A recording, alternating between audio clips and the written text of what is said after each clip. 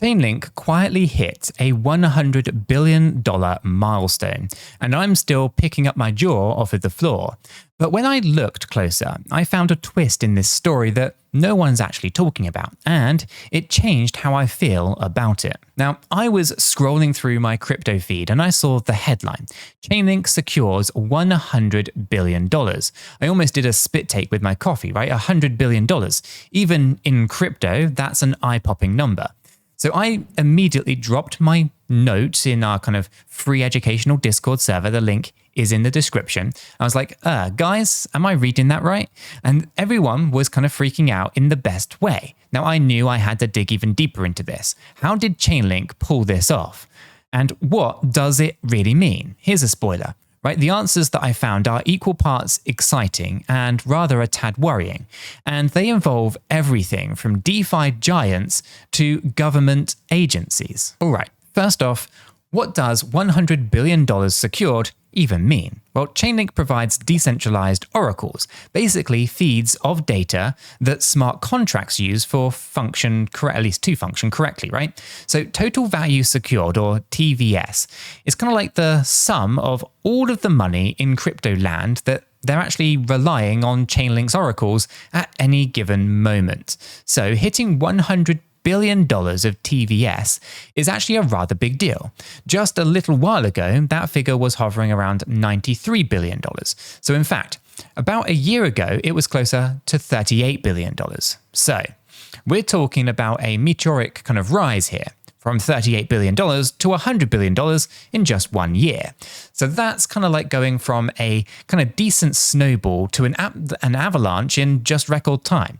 Now it shows how fast people are embracing Chainlink's technology across the crypto ecosystem. But as I started peeling back the layers, one thing nearly kind of made me do a double take.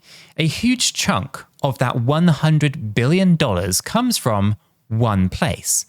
Aave v3. Now, if you're not familiar, Aave is a popular lending and borrowing protocol in DeFi. Think of it like a crypto bank where users deposit and loan out tokens. And its version 3 is apparently a superstar here.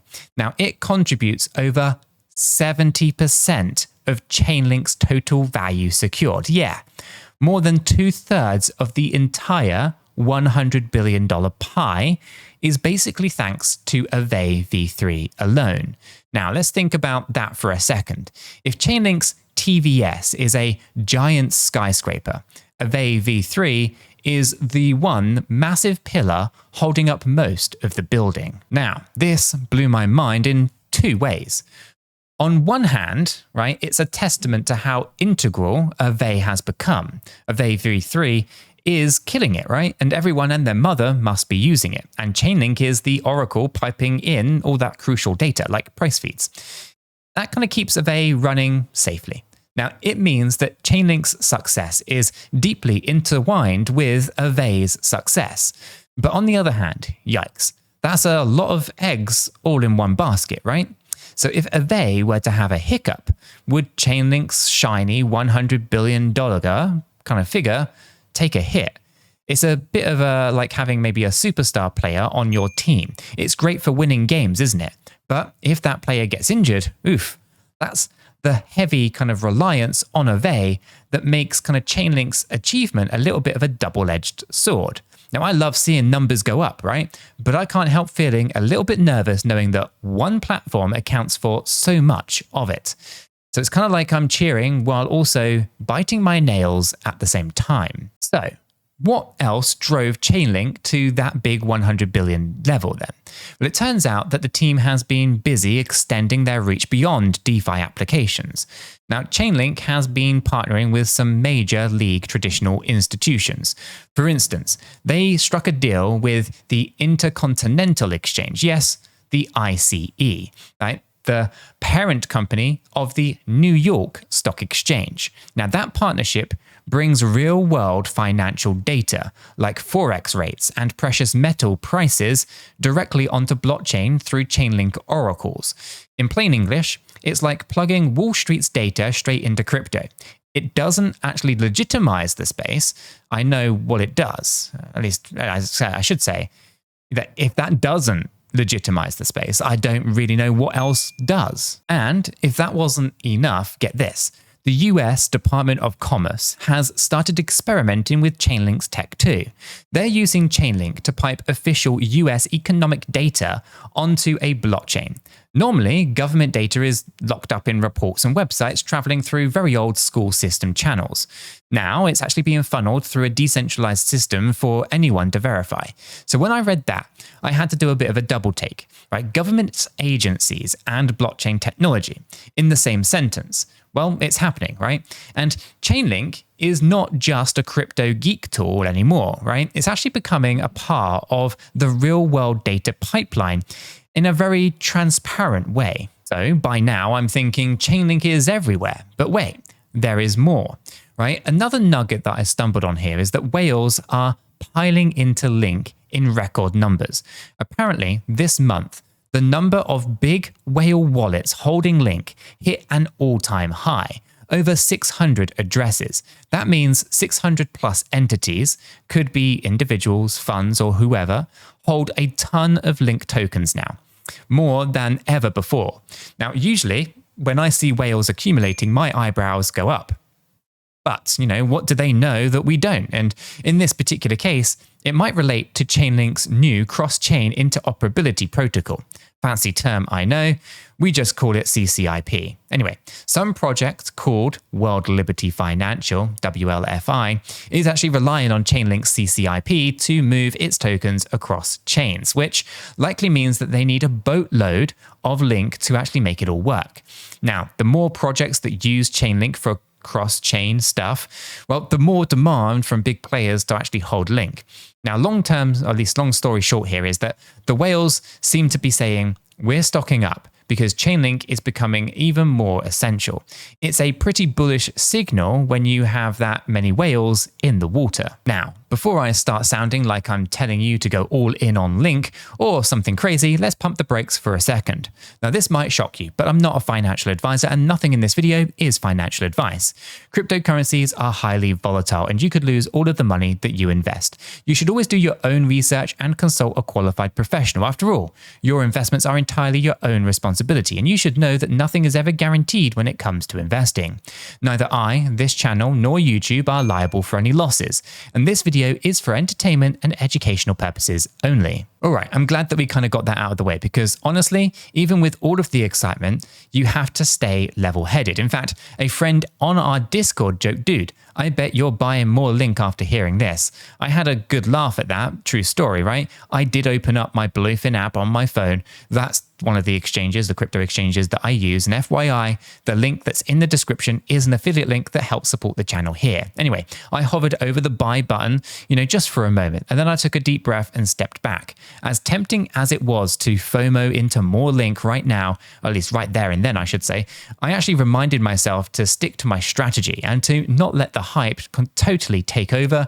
So yeah, no impulsive mega buy from me today, at least not yet. Now, let's talk about another fascinating development that I discovered along the way.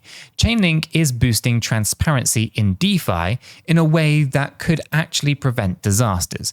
Now, early last month, Chainlink teamed up with the Solv protocol to launch something called a secure exchange rate feed for a token named SolvBTC. Now, SolvBTC is basically a representation of Bitcoin used within Solv protocol's platform.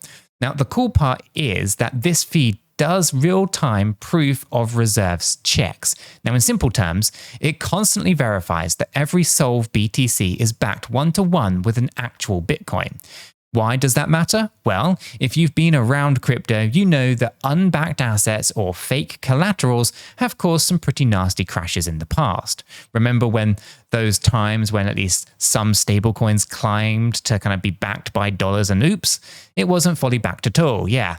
Not pretty, right? So with Chainlinks automating the kind of proof of reserves, or proof that, yes, the Bitcoin is really there, it actually dramatically reduces the risk for anyone using SolvBTC as collateral. It's kind of like having an always on blockchain auditor, making sure that nobody is sneaking in IOUs instead of the real assets. This example might seem niche, but it shows Chainlink isn't just about resting, at least just resting on the $100 billion laurels, right? They're actually actively expanding the ways, at least ways to kind of keep the crypto ecosystem honest and secure. And the innovation keeps on rolling. Chainlink has made inroads into prediction markets too, right? You might have heard of Polymarkets, right? It's a platform where you can bet on the outcome of events, like will it rain on Tuesday? Or will Team X win the championship, right? Now, these markets, they need oracles and automation to resolve bets correctly and quickly. Now, traditionally, some prediction markets rely on voters or slower oracles to settle outcomes, which can drag on or even be a bit gamed. But Polymarket integrated Chainlink's new data streams and automated features. The result? They can now settle those bets almost instantly after the event happens, in a way that's actually tamper-proof. So if you bet on something, you get your payout without having to wait around biting your nails, and without worrying that someone shady can mess with the results in the meantime. Now, as a user, that's a big win. Faster results and more trust. Now, I find this super cool because it shows how versatile Chainlink has become. It's like a Swiss Army knife, of blockchain right now. It started as the kind of price feed guy, and now it's doing cross-chain transfers, verifying reserves, and acting as an unbiased referee in prediction markets. Now, at this rate, I half expect Chainlink to start controlling the weather next, right? Kidding, of course. But really, it's a branching out of all, at least in all directions, right? Which again solidifies why so many people and projects are depending on it. So, with all of these positive developments, how's the market reacting? Well, the Link token itself has been perking up a bit lately. At the time I last checked anyway, it was trading around $25. It's roughly 12% in the past week, which is a nice little rally. It's not some kind of face-melting pump, but it's steady growth, which, to be honest, I prefer over sudden spikes and crashes. Now, it tells me that the market is, digesting this news in a kind of measured way. People are recognizing the fundamental improvements and broader usage, and at least pricing it in gradually over time. But do you know how crypto is? 1 minute you're on a rocket, the next minute gravity kicks on in. So I'm not declaring victory or anything crazy. Volatility is always lurking just around the corner. Still, seeing some green for all Link holders is a welcome sight. Consider Chainlink spent a lot of time being kind of a sleeping giant price-wise. Now, the big question lingering in my mind is this. Can this breakout growth or breakneck growth continue? $38 billion to $100 billion in 1 year is pretty insane. So if it kept up that pace, just hypothetically, the next stop would be something like $250 billion secured, which sounds crazy, right? That's kind of like a quarter of the entire kind of Bitcoin market, for example, right? Realistically, growth, or at least realistically, growth might slow at some point. Maybe it reaches kind of saturation in DeFi, or a kind of macro kind of economic headwinds maybe blow a little bit. But we might still see the TVS number plateau, or even maybe just take a small breather. Especially if, let's say, the crypto market faces a downturn, or Aave, knock on wood, right here, right, encounters an issue that causes people to kind of pull off their funds. But on the other hand, there's a case to be made that Chainlink is not done climbing. So if big players jump on board, imagine another top lending protocol, or maybe a stock exchange from another country, or heck, more government departments. We could be looking at 150 billion or 200 billion secured in not the too distant future. One hint of Chainlink's momentum is also those price predictions floating around. Now, I saw some chatter about Chainlink setting its sights on $30 or $32 in the near term. Now, that's not guaranteed, of course. Nothing is ever guaranteed. Remember the friendly disclaimer earlier. But it's out there in the discussion. $32 would be pretty interesting. I'd put Link at those levels not seen since 2021, right? To me, that says people seem hopeful again. And it's like the market going, Chainlink's actually doing stuff that merits a higher valuation. So at this point, after shifting through all of this, I'm kind of left optimistic but also grounded. Chainlink's 100 billion TVS milestone is pretty huge. It's a flex showing how much the crypto ecosystem leans on this technology now. They're bringing in Wall Street data, government data, helping new projects, keeping DeFi safer, making prediction markets smoother, you name it. So in a way, it feels like Chainlink is becoming the invisible backbone holding so much of this space together. And as a tech and a crypto fan, that gets me excited for what is next. However, I haven't forgotten the flip side. That's a lot of this success is riding on one really big horse named Aave. It's kind of like celebrating a record-breaking harvest, but knowing that 70% of your field is just one crop. And if that crop fails, yikes. So I'm definitely going to be watching how Chainlink addresses that vulnerability. Will other platforms grow to share the load? Will Aave keep dominating the stats? That's something to keep an eye on in the coming months for sure. All told, this journey turned out to be a pretty wild ride for me, starting from a headline that made me do a double take to leading me through a maze of insights about how interconnected the crypto world really is. Chainlink's story right now is a bit of everything. Massive growth, a hint of fragility, big name endorsements, technical innovations, and a community, hello whales, that's throwing its weight behind it. Now, it's kind of like a thrilling novel for us crypto nerds, and I have a feeling that this plot is only going to thicken from here. So if you've enjoyed unraveling all of this with me, consider smashing that like button, subscribing, and sticking around for the next adventure. I'll catch you in the next one.